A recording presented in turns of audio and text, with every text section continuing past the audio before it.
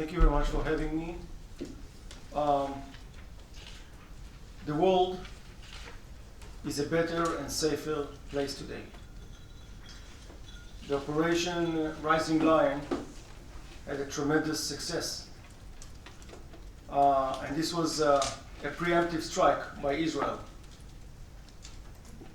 The intention was to stop Iran from enriching uranium for nuclear bombs. They had enough uranium, up to 60% enrichment, for 9 atomic bombs, and to damage their long-range missiles and ballistic missile production, as they were trying to have more than 10,000 missiles in the coming 3 years, and 20,000 in the next 6 years. This amount of missiles is something that no nation can face.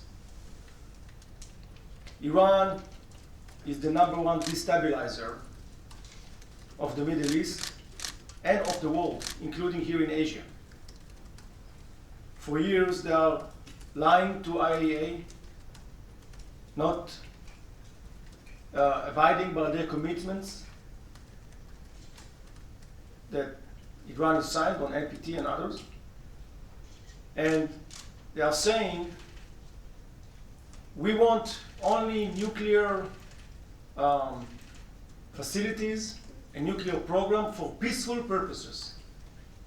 And I'm asking, peaceful purposes? So why do you want to enrich for 60%?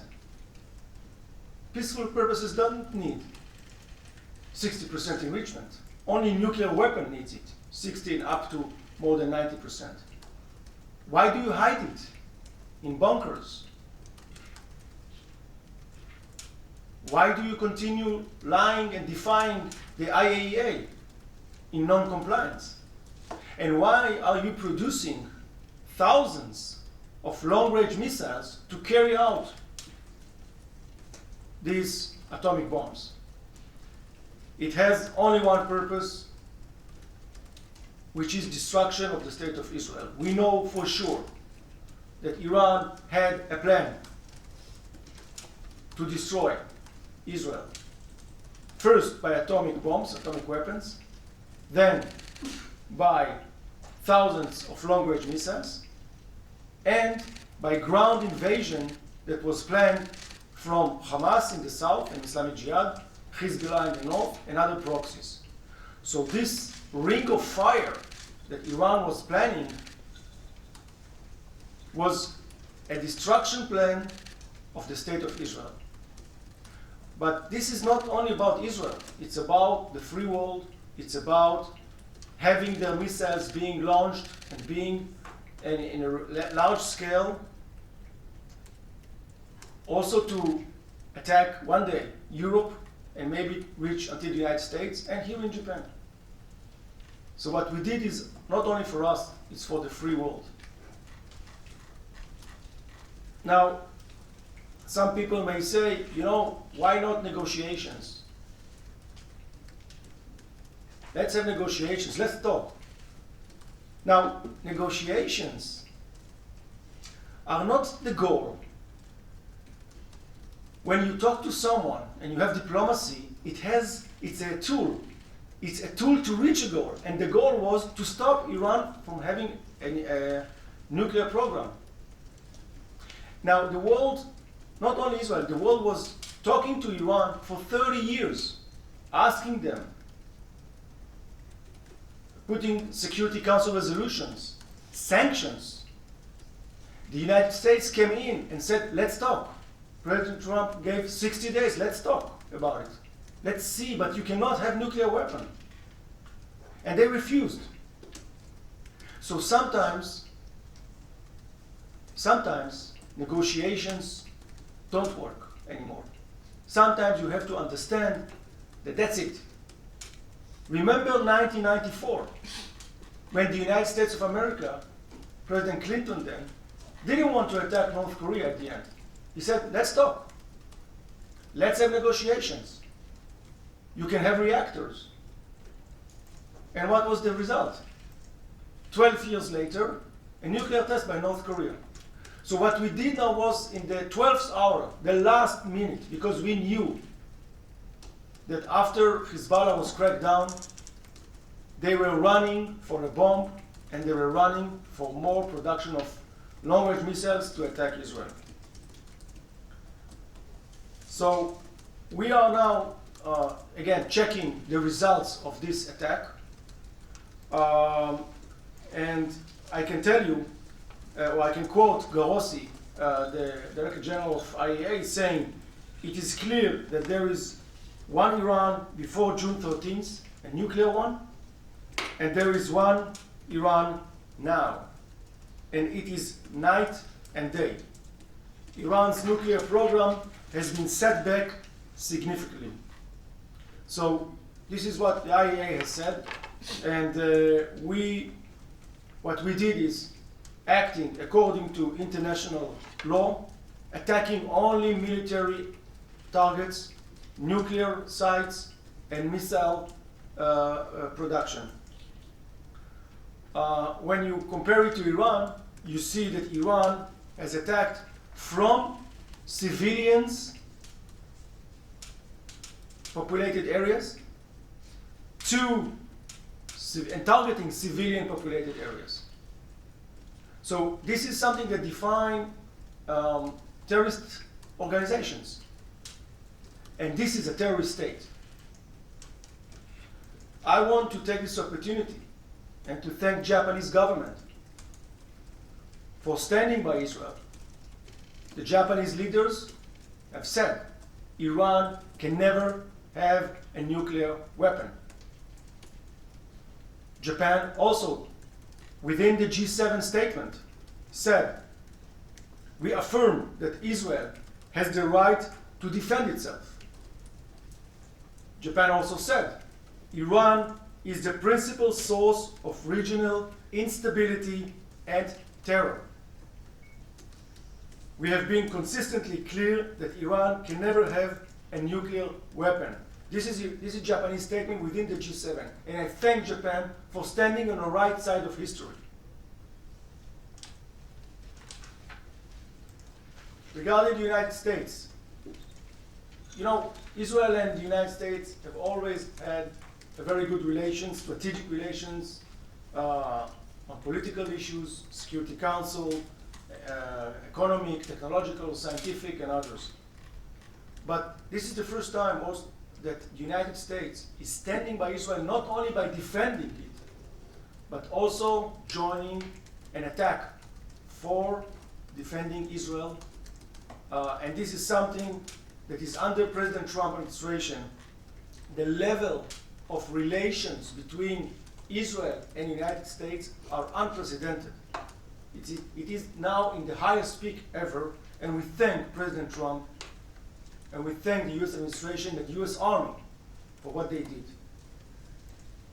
This attack on Fordo and other sites created a massive, massive damage, and it destroyed the critical infrastructure of this site to have an enrichment facility to be useful in the future.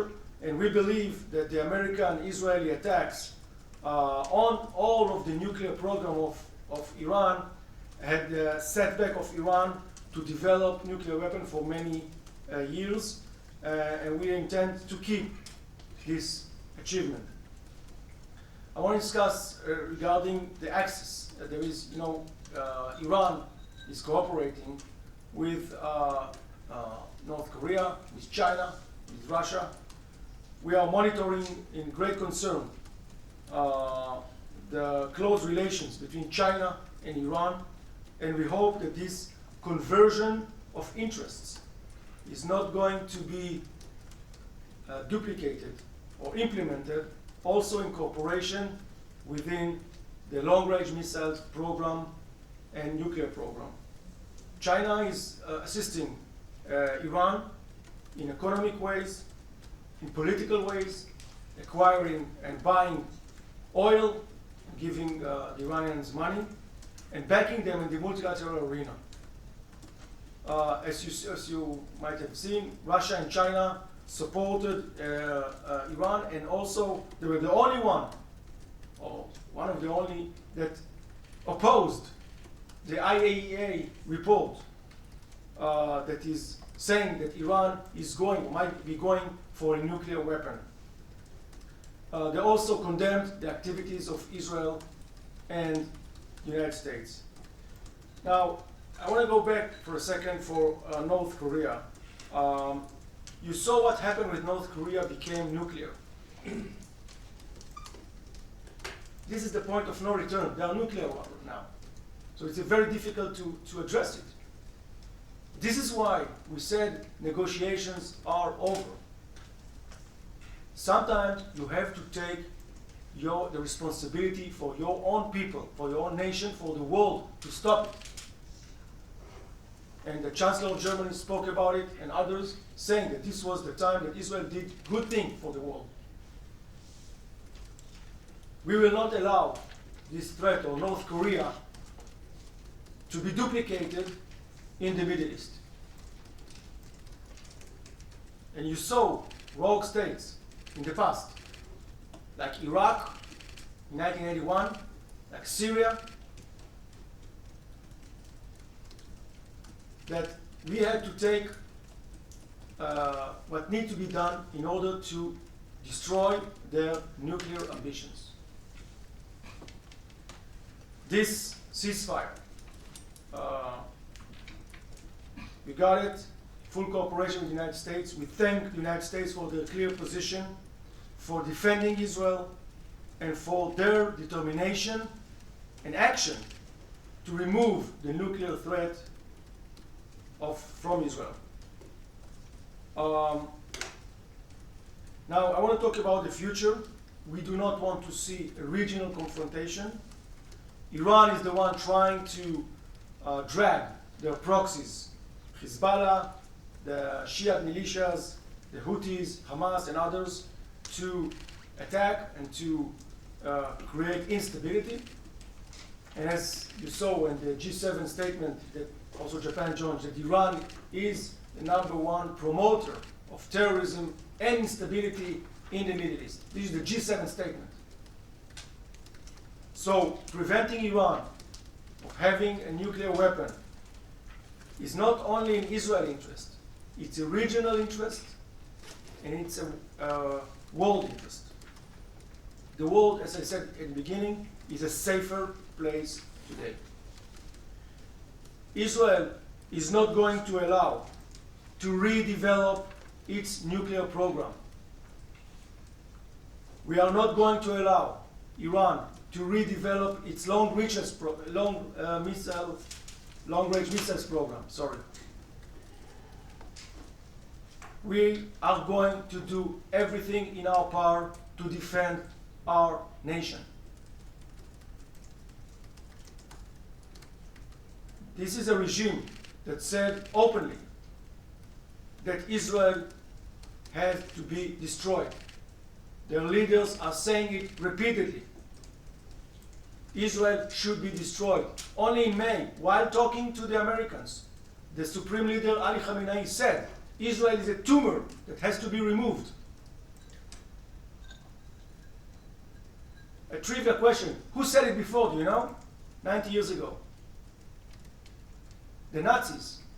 The Jews are a tumor, are a disease that has to be cured or removed. So when you have the intentions destroying Israel, they're calling openly Israel had to be removed or wiped out from the map of the earth.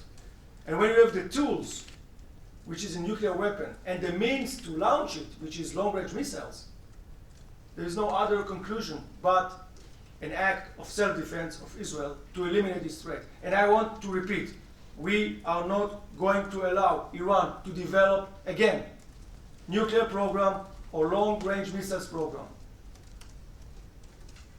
Please mark my words. We do want, in the future, to have peaceful relations with the Iranian people. The Iranian people, they are a great nation with a great legacy of more than 3,000 years.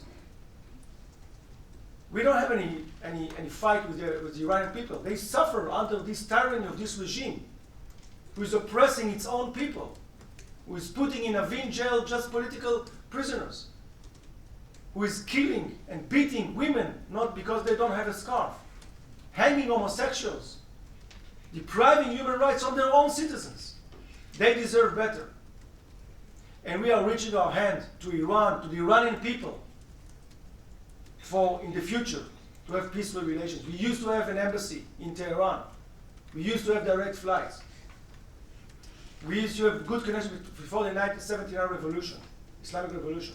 But the Islamic revolution and Khomeini, when you want to gather support for a tyranny, how do you gather support? Because you're a tyrant. It's not democracy. You do it by finding an enemy. And the enemy is one, or let's say two. The little Satan, as they call us, Israel, and the United States of America, the big Satan. And from 1979 until today, they have never stopped threatening us and calling for our destruction. Even though we don't have a border with them and we didn't do anything wrong to them. I hope that we can have in the future, as I say, peaceful relations with the Iranian people. Regarding Gaza, I hope that what we did now is kind of a new reality in the Middle East. And maybe it will be a point which will change the Middle East for the good, for more peaceful relations, solving the issue of Gaza, the war in Gaza. We do not want to continue with the war in Gaza, but we have to do it until two things are going to be met. One, release of our 50 hostages. 20 of them are still alive.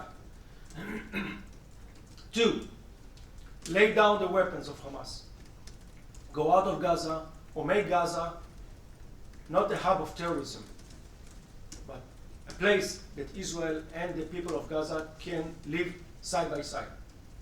That's it. Gaza cannot be a hub of terrorism and threat to Israel anymore. Now, when those goals are met, we can go and finish the Gaza war. And I think that now we have the opportunity in the Middle East, because of the Iranian threat that is nuclear threat is over, not only for us, but also for the GCC, for the moderate countries, the Sunni countries in the Middle East. So maybe now, I don't know, maybe you heard what Witkoff has said and others, we can have, and also President Netanyahu said yesterday night, that maybe we can have now a chance for a new dawn in the Middle East. This war can be, the end of this war, can be the beginning of a new dawn in the Middle East. A dawn of friendship, of peace, of elimination of terrorism. And we are not going to allow Iran to continue with its vicious intentions of terrorism, missiles, and nuclear program. So I hope that Abraham Accords can be enlarged and can go beyond the countries that are now being part of the Abraham Accords. Israel is willing to reach its hand for peace with its neighbors. War is not the goal. The goal is to have peace in the Middle East, but peace when the Israeli needs of security are met. I call on Japan to join this historic moment and to stand by Israel, that is working hard to promote this very big move or opportunity that we have for peace in the Middle East. I think Japan can contribute to it, and we can use the friendship of Japan to Israel and to the stability in the region. So I'll stop now. Ending as journalists to ask questions. There won't be any opportunity to make speeches or political statements. Please keep your question to one, if possible, and also identify yourself and your organization. As I mentioned, we have questions already from our online audience, but we will open now with those press in attendance here. If you have a question, please raise your hand and I'll recognize you. Well, if not immediate, I'm going to read on behalf of one of our correspondents who's in the room, Naoko Gocho. Could you just raise your hand wherever you are? Yes. And her question for you, Mr. Ambassador, is, after 12 days of direct, and she's with TBS, excuse me. After 12 days of direct fighting, Israel and Iran have now agreed to a ceasefire. Tensions remain extremely high, and strikes continue in Gaza. Do you see the Israel-Iran ceasefire as isolated, or is there a realistic path where this could open the door to a broader de-escalation, including Gaza, and progress on the release of the remaining hostages? Well, thank you for your question. Yes, I do hope that this end of war with Iran is going to lead for new horizons of peace in the Middle East, including Gaza. You have to remember that Iran was the back of Hamas. Iran sponsored Hamas. They gave them weapons. They gave them what they needed to attack Israel on October 7. We found out, and I think it was published also, a letter from Yahya Sinwar, the leader of Hamas on October 7, and Mohammed Def, writing to the Iranian Revolutionary Guard's commander, Izadi, who is dead now also, telling him, sorry for attacking Israel before the time that we agreed to, because we agreed on having simultaneous attack on Israel. We launched this attack, and we hope that Iran and Hezbollah, they wrote also for Nasrallah, will join us to crash the Zionists. So Iran is now deterred, and their facilities were severely hit. Hezbollah was hit by us. Syria, Assad is no longer there. The Houthis were hit. So I believe that Hamas, I hope, is in a position that it will be willing to release our hostages, to come for kind of a deal that will, again, release the hostages and lay down these weapons. I want to explain to you. You know, people are living near Gaza. The family of my wife, she was born in Kibbutz Nahal Oz, who suffered from this attack. Children were killed there, kidnapped, burned. How can we assure them, the people, the Israelis that live, they want to live in peace near Gaza, that they can live in the future without the threat of Hamas? If we stop now and say, okay, you can stay there, you can rearm yourself, and be prepared for another October 7, how can we explain it to them?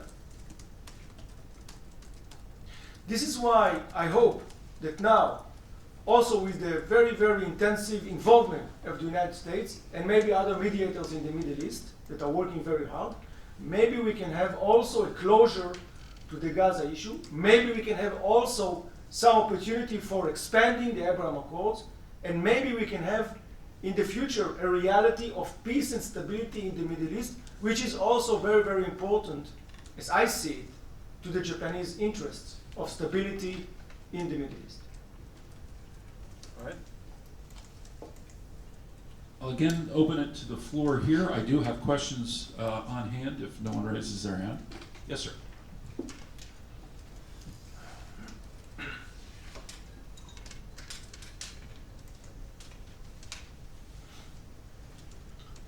Thank you, Mr. Ambassador. My name is Sho Kawakita from Kyoto News. Thank you for your presentation. I have a question about your reaction to the Iranian president's comment days ago in a phone call with Saudi Crown Prince Mohammed bin Salman. Iranian President Masoud Pezeshkian stated that Tehran was ready to address nuclear concerns within the context of the international framework. He was clearly referring to the establishment of the consortium. Is that something that you could consider as an option to solve this problem? Thank you. Thank you for your question. Our goals with Iran, and I think the goal of the international community, are three. One, no nuclear program in Iran. Two, no long-range missile and ballistic missile and UAVs in Iran to threaten Israel and the neighbors. And three, stop of incitement or pushing terrorists and proxies to attack Israel and others in the Middle East and out of the Middle East. If these three goals are met, we can go along. I don't know exactly what's being discussed now. President Trump said 2 days ago that they are going to talk next week with Iran, and I don't know the details of those talks. But President Trump said, and we said very, very clear, and Japan said very clear, Iran cannot have a nuclear weapon. That's it. And we have to see how these goals that I said are met with what's going on ground with negotiation. You know, looking at 30 years of negotiations with Iran, I don't know. I just don't know. I don't know what to expect. So we have to be very vigilant and very cautious about what they say. Then we will address it if needed. If we see that they try to reactivate their nuclear program, trying to hide again what they do, trying to deceive again the IAEA in the world, working again to have long-range missiles program to attack us, or sending again their proxies to attack us, we will take what needs to be done, the actions need to be done in order to prevent it, as I said before. All right, any next question?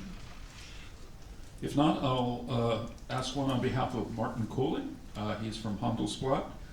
Mr. Ambassador, how would you describe the support of the Japanese government for Israel?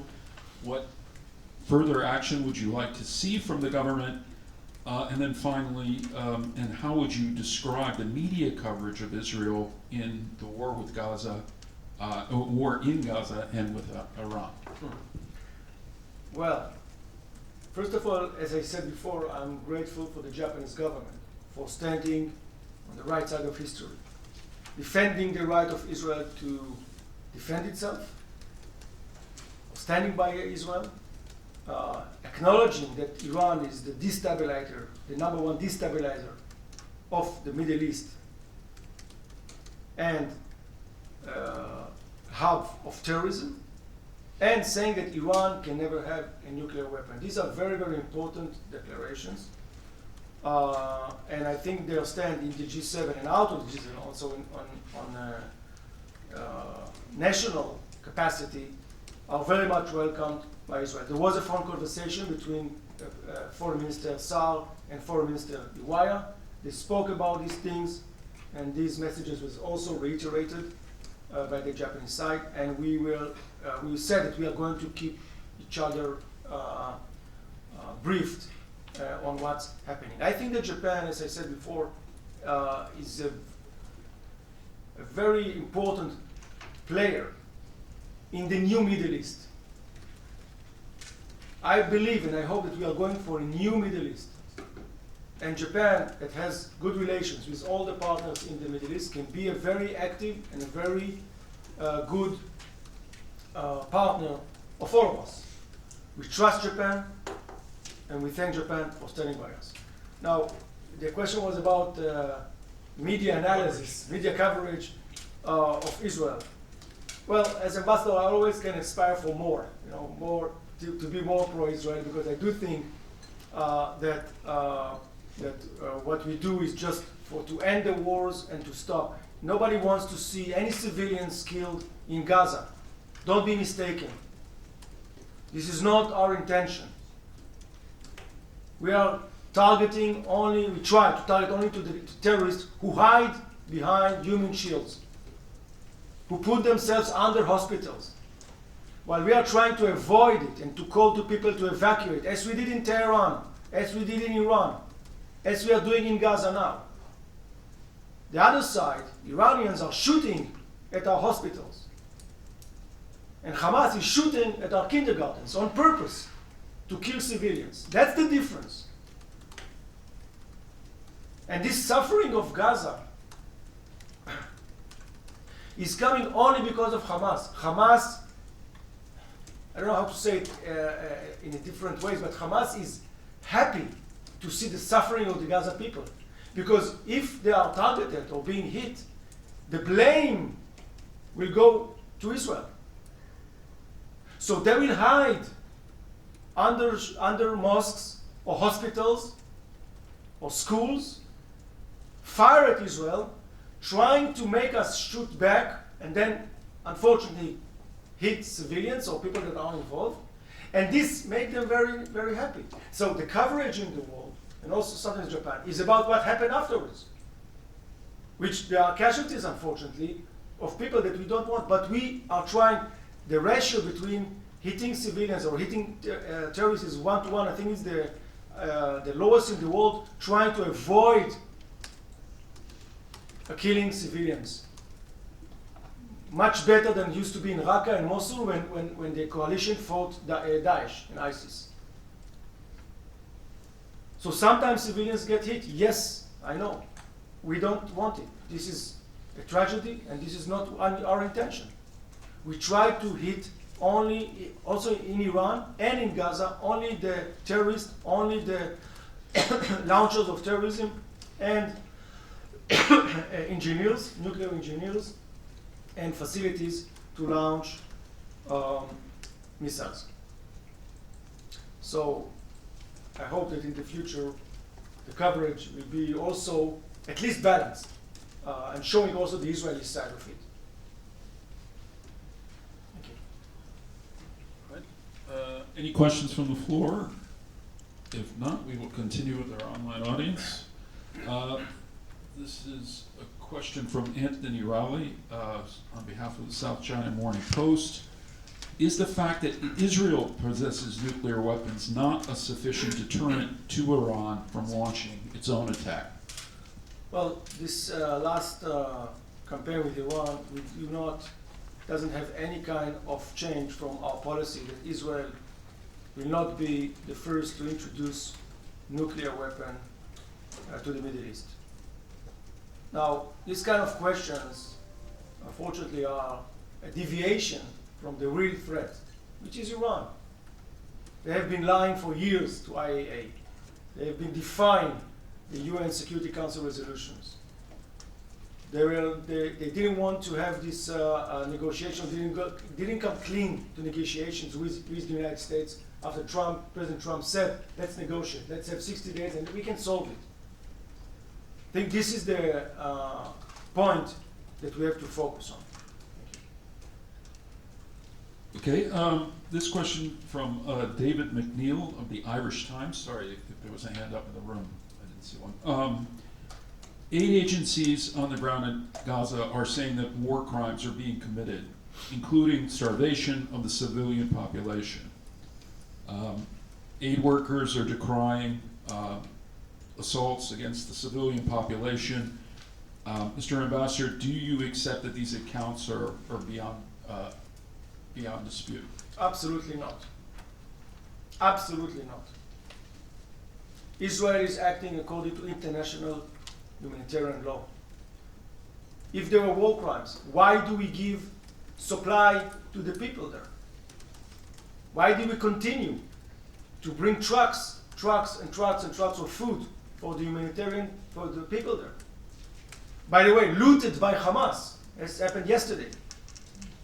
They are looting it and stealing it from their own people because they want to have starvation. Why do we give vaccinations to more than 1 million kids against polio? Israel is doing it. Why did we open, together with the humanitarian assistance from the United States, this compounds to have people to come and to get the food they need? Why did we donate yesterday thousands of blood packs to the people of Gaza? Israel have given them thousands of blood packs to Gaza people. Why do we give before we attack? Before we attack, we give notice, millions of leaflets, text messages, SMSs, whatever. Please go, go, go. Don't be there because we are going to attack.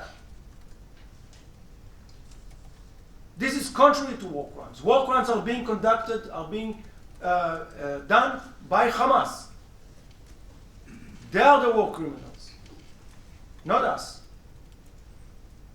And I say again, if somebody thinks that a child that was being wounded or killed in Gaza is something that we like or accept, absolutely not. Absolutely not. We do not want to see it. And it happens because Hamas is trying to do whatever it can, that their own civilians, because they don't care about the Gaza people. They don't care. Hamas doesn't care about the Gaza people like we care. If you care about them, why do you steal the food that we are bringing in? Why do you loot 70 trucks that was entering Gaza yesterday? Why did you do that? So on the one hand, you try to act according to international humanitarian law, and to provide the needs of the population, to make them go from places that we had to hit because we know that there are depots of arms or terrorists, trying to provide the needs of the people of Gaza. And on the other hand, we are being accused. So I reject it, and I do not agree, absolutely not with it. All right, I'm going to ask another question on behalf of our TBS correspondent here. Mr. Ambassador, with Qatar expected to mediate new ceasefire negotiations between Israel and Hamas, potentially with other parties, how does Israel view Qatar's role in the process so far? Is a brokered agreement realistically going to emerge, and if so, in what kind of time frame? Qatar has faced criticism for its ties to Hamas. From Israel's perspective, can Qatar serve as a credible and effective mediator? Indeed, Qatar was an actor that provided money to Hamas and also some support that we had criticism on it. But they did play a role now in the ceasefire between Israel and Iran. And everyone that can now promote achievement of a ceasefire, again, a ceasefire is Hamas, which will include the things that I said, full release of all of 50 hostages, and lay down the weapon, is welcome. Sir, I'm going to just momentarily switch from the Middle East to developments here in Japan. Prior to coming in, I had asked the ambassador about developments for this year's war anniversary, specifically in Nagasaki. Last year, he could give you the background, but last year he was not invited, to which other ambassadors refused their invitations. If you could tell us more and what the status is of this year's visit. Well, yes, indeed, last year I was not invited, and it was very unfortunate by Nagasaki,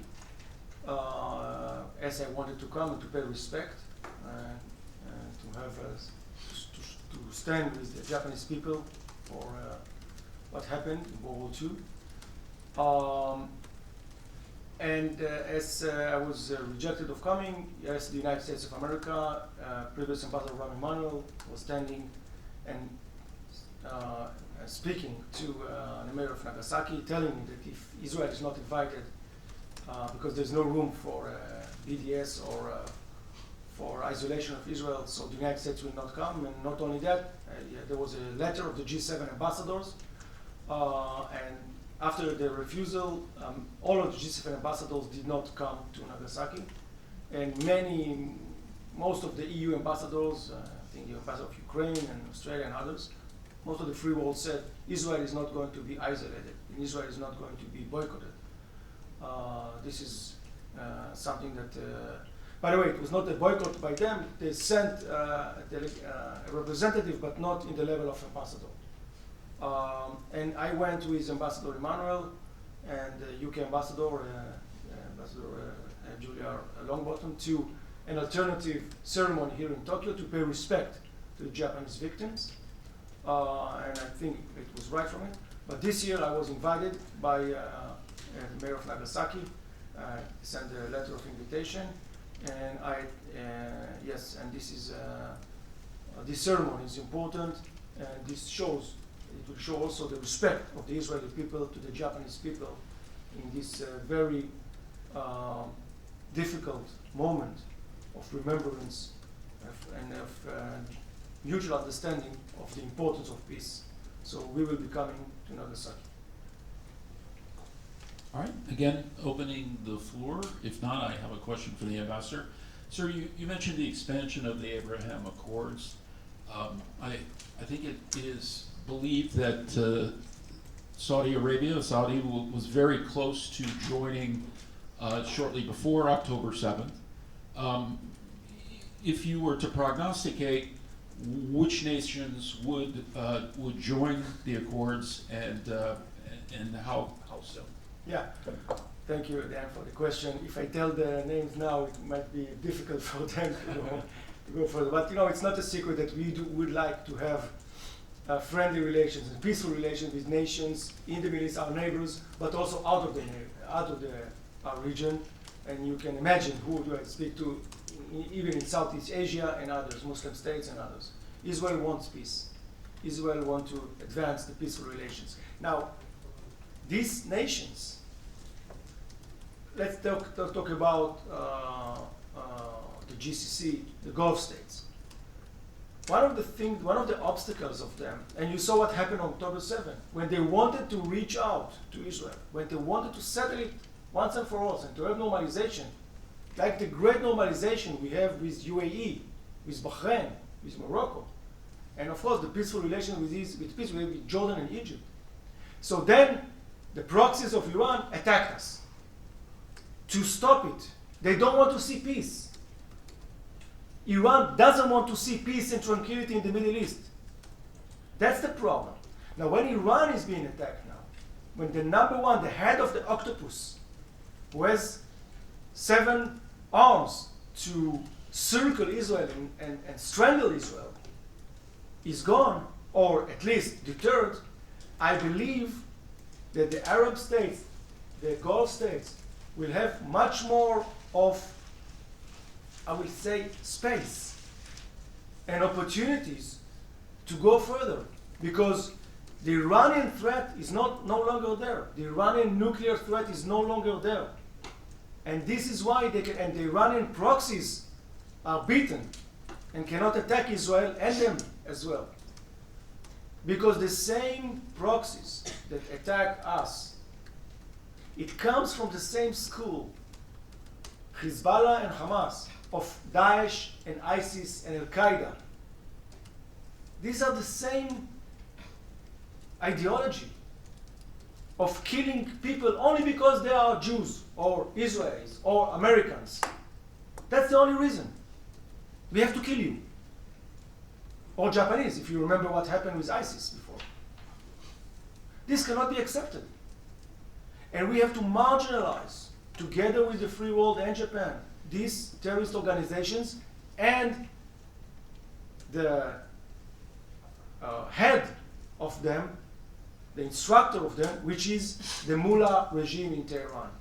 When they are marginalized, there will be much more opportunities to really have peace in the Middle East and to expand the Abraham Accords.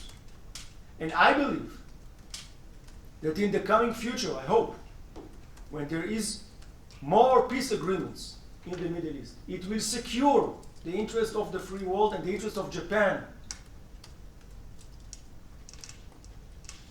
because nobody will threat Hormuz Straits anymore.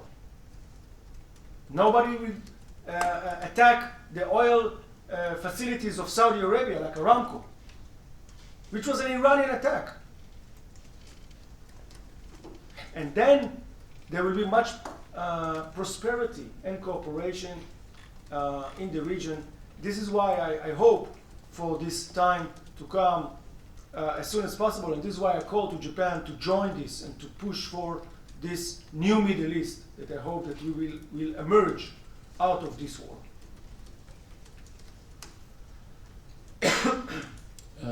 I'll open the floor again to those in the room. If not, I have another question for the ambassador. Sir, I think in January, when you were last here, already the prospect at that time with the ceasefire at hand was, how and how much it was going to cost to rebuild Gaza or to kind of address a war 600 plus days long. Does Israel have estimates, or is there kind of plans underway to reach out to the international community as much to start the rebuild when it's possible? We want to see the people of Gaza live in peace and prosperity and not to pose any threat of terrorism on Israel. That's what we want. Now, I don't have an estimation of how much money it will take, but remember, the world has invested billions of dollars in Gaza through the donors mechanism. Japan also contributed. The world has committed. I mean, Israel was okay with it. Why not? Let's do it. We were also supplying their needs. But instead, what happened is that Hamas took over, something like 20 years ago. And then all the money that were coming in was not going to education, to build universities, to build new houses, to build factories, shopping malls. It went to tunnels. It went to missiles. It went to army and to a program of destroying Israel. So, the question now, the world, after this war is over with Gaza, the world, I hope, will try to contribute to rebuilding Gaza. By the way, this plan of Trump, if people want to live and live in good conditions out of Gaza, why not? If they want in their own free will to go out of Gaza, why not? And live in places that will accept them, of course, not by force. But for the people that stay there, I think we should be very vigilant and see that if we invest money, or the world invests money now, it will not go again to terrorism. And this is why I'm saying that terrorism cannot prevail in Gaza anymore. And this is why, I don't know if I said it before, but if you remember Golda Meir, the Prime Minister of Israel, who said once, if the Arabs lay down its weapon, there will be peace. If Israel lays down its weapon, Israel is going to be destroyed. That's the difference. And after October 7, the lesson that we had from this, after the Holocaust that we've suffered so much, of 6 million Jews that were exterminated by the Nazis, we have only one lesson. History repeats itself. And to make sure that history will not repeat itself, we have to make sure that not Iran, nor Gaza, nor Lebanon, and nor Syria and other places will pose a threat to the sheer or mere existence of the state of Israel. And this is why we have to take these actions. Sometimes, as I said, diplomacy has its limit. You cannot talk forever. Talking is not the goal. You can talk and talk and negotiate, and at the end, North Korea is nuclear. And that was exactly what Iran was trying to do. Talking and deceiving and playing for time and more time and another report and no action, and that's it. And one day, we all could have woke up in the morning and a nuclear test in Iran. And then what are we going to do with it? What are we going to do with it? Imagine the strength and the enormous danger in the Middle East of their proxies. Because the Houthis and Hezbollah and Hamas would have felt much safer now when they have their patron nuclear. And I hope also that what happened now with Iran will also have an influence on your neighbors here in Asia. That this is not the way to threat others and to use force to impose your wills.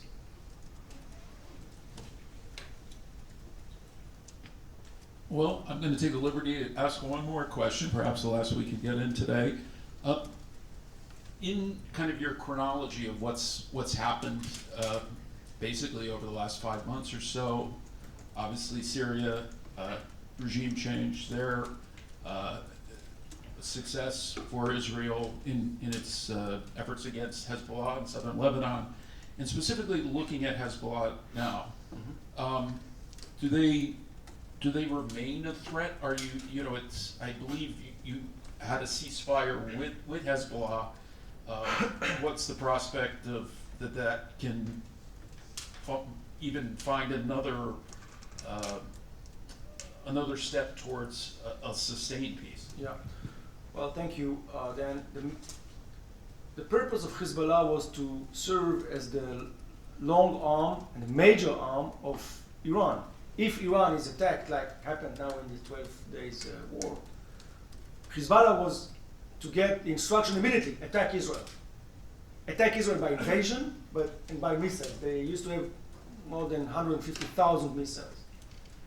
But what we did in the past year, especially in September of 24, we call it 10 days in September, we attacked very, very severely their arsenal, missile arsenal, and also we've eliminated their leadership by Nasrallah and others.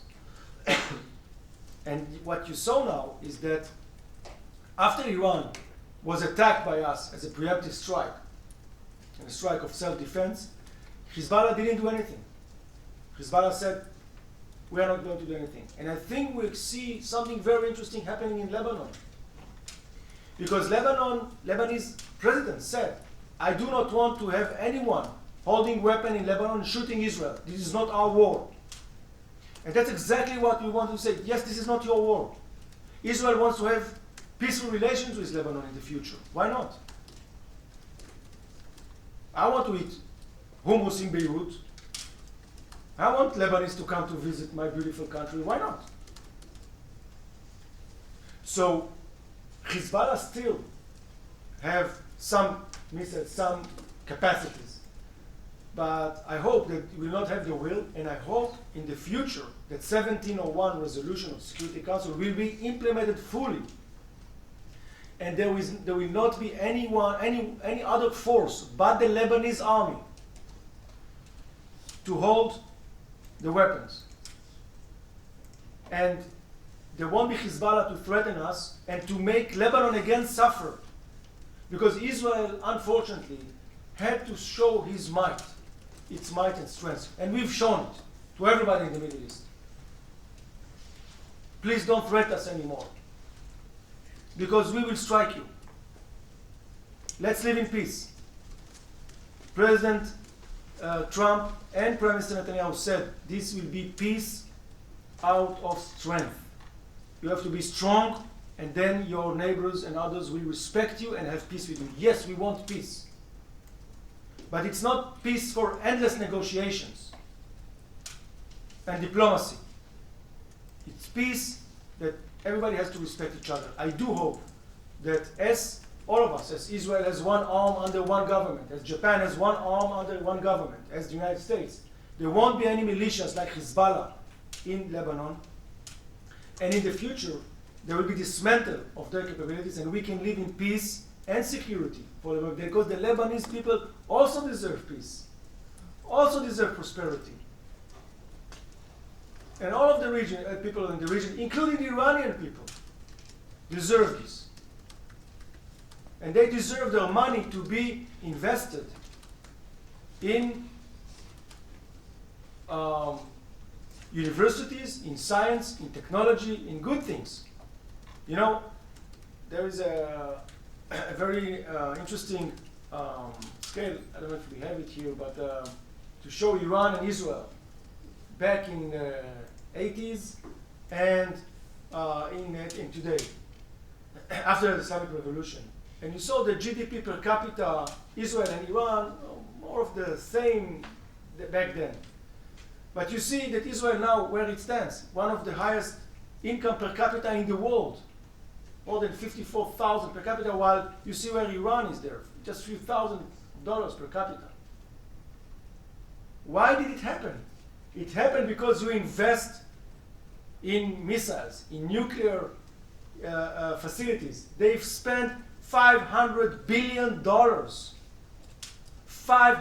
billion, $500 billion in their program of enriching uranium and fissile materials and missiles, and invested in Hezbollah and their proxies. Why? You could have taken this money and invested in your people, like Israel did. Israel had also to invest in our army because we had to defend ourselves, but this is why. And this is very unfortunate. I'm not saying it's a pride or to humiliate or to say it's bad things, but no, the Iranian people should have deserved better than this. And this is a tragedy. And I hope that the Middle East will come to a new era of peace, of moderation, and of living side by side in security and in peace. Thank you. Well, with that, we'll conclude.